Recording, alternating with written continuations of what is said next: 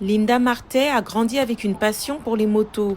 Elle dit qu'elle voulait défier le stéréotype selon lequel les motos sont réservées aux hommes. Cependant, lors de sa première tentative, elle a failli se blesser et a donc abandonné. Vous pouvez facilement vous brûler la jambe à cause du tuyau d'échappement.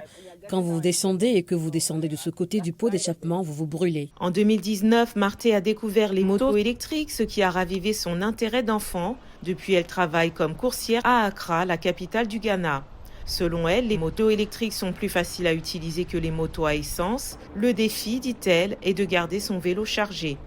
Avec le type de travail que nous faisons, les livraisons et autres, si vous chargez à la maison et que vous êtes en ville, vous n'avez plus de batterie. Alors il faut rentrer chez soi pour recharger, non ?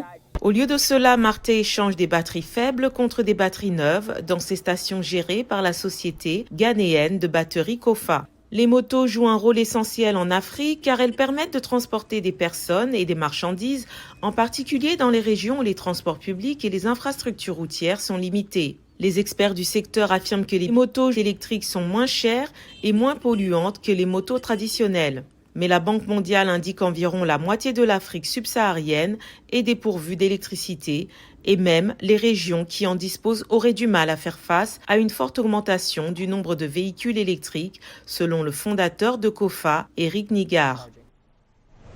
They are struggling with this in the Western world. Le monde occidental est déjà confronté à ce problème. Imaginez que tout le monde rentre à la maison à 17 heures et branche sa voiture. Cela crée un pic extrême de la demande d'électricité qui est assez intense.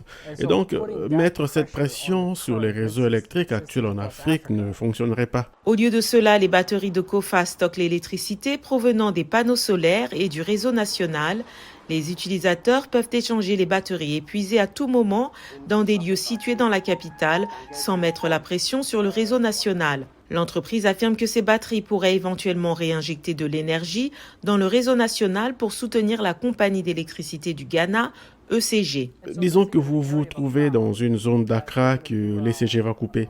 Potentiellement, nous pouvons soutenir le réseau de distribution locale et dire que nous vous fournirons de l'énergie à partir de notre station. Kofa espère que sa technologie rendra toujours l'énergie accessible et qu'elle favorisera l'adoption rapide des véhicules électriques en Afrique.